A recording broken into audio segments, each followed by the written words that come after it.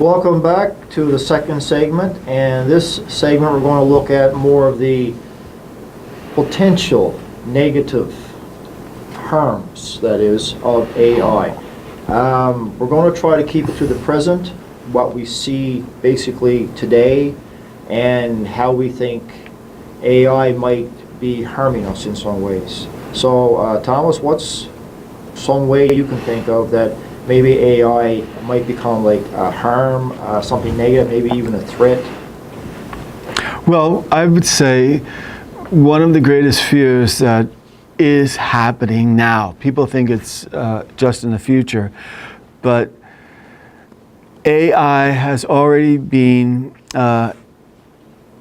installed into military weapons systems.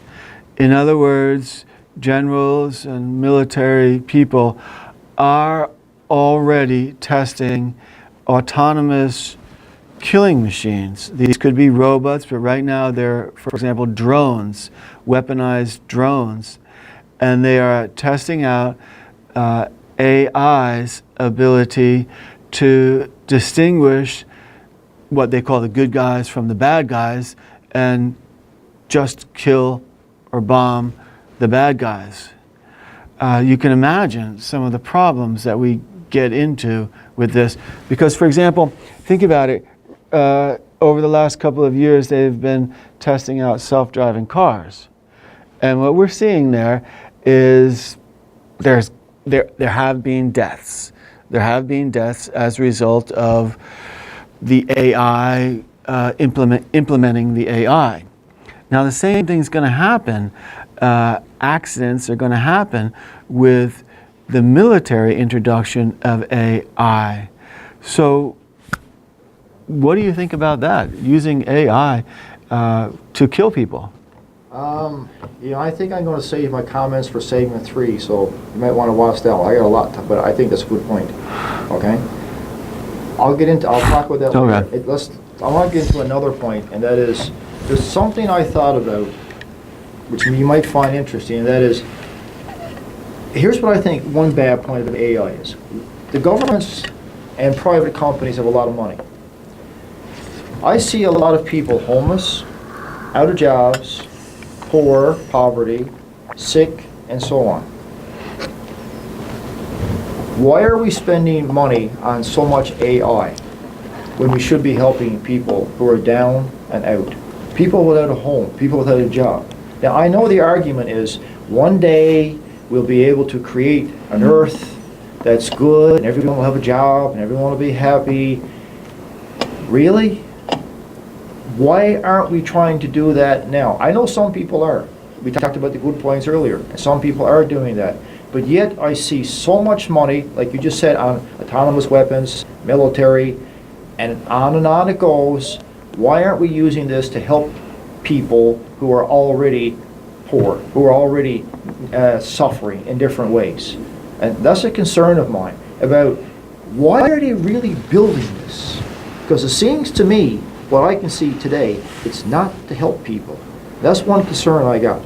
Would you say they're building it for the purposes of enhancing the control grid, having more control over the people? Well, let's look at it like this. Who's building it? A lot of it is private companies. We don't know what they're doing with it. Mostly private companies and secret government agencies. Yep. For example, the United States Central Intelligence Agency is big into AI. Yep. Google, of course, which is connected with the Central Intelligence Agencies of the United States, is big into AI. And of course, Vladimir Putin recently said the country that is most advanced in AI will control the world. He said that, yeah. That's right. And here's the other thing, too, and that is, take, for example, car factories, airplane factories, and such. You get a company, and it grows, another company, it grows, and they merge, become a bigger company. Okay? That's what's happening to AI. You're getting a lot of these little independent companies, and they're being bought up by these mega corporations. And that's exactly what's going on. So what you're getting, like the mainstream media, is you're going to get eventually a few big, powerful corporations who are going to end up controlling what happens with AI, who builds AI, who gets the contracts for AI, what happens to the technology. They're going to control, it's called consolidated power. And that's the way business works. Governments come and go. But these corporations, they control so much of what goes on because they got the money. Right. And that's what one of the things I'm scared of is these few, and I emphasize few companies, why are they building AI? Because like I said, I don't think it's to help people. I don't see that. Of course they're putting out some good things to help people. They got to. If they don't, no one's going to say, why are you building AI? Where's all the benefits of AI? We don't see it. But at the same time, like you were saying, you know, there's weapons, war, governments. What are they doing with this? That's what bothers me. And I think, like anything, if it gets in the hands of a few people, it ends up being bad news. Okay, one more thing, before we're going on to the next segment. I've heard from many people, many sources, that the technology that most of humanity actually gets to see is 20 years behind the most advanced technology, which is kept secret. What's your opinion there? I would say between at least 50 to 75 years, they keep it in the dark. Wow. So there could even actually already be AI that is so much more sophisticated than we've ever even imagined, lurking in the shadows, so to speak. Imagine you're going to build something that's extremely powerful, and you want to use this for military purposes. Are you going to come out and show the public and tell them all about it? Absolutely not. Right. You're going to keep this hidden as long as you can, and you're going to keep it hidden very well so people don't know about this. Because if it gets out, the public is not going to be happy. So what you want to do is put out a movie, and the movie will say, oh, look, this is not real, it's just fictional. It's like Superman flying through the air. And so people don't believe it.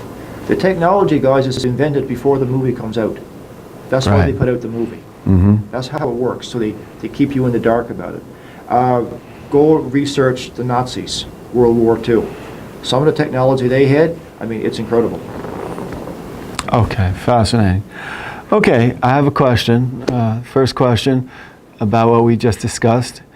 In your opinion, what are the 5 biggest dangers that humans face in relation to artificial intelligence? And my question is about the consolidated power. I talked about the mainstream media. Go research how many people actually own most of the mainstream media in America, in the US. And then ask yourself this question: can this happen to AI? If it can, what are the future implications? And that's what we're going to get into next, the future implications of AI.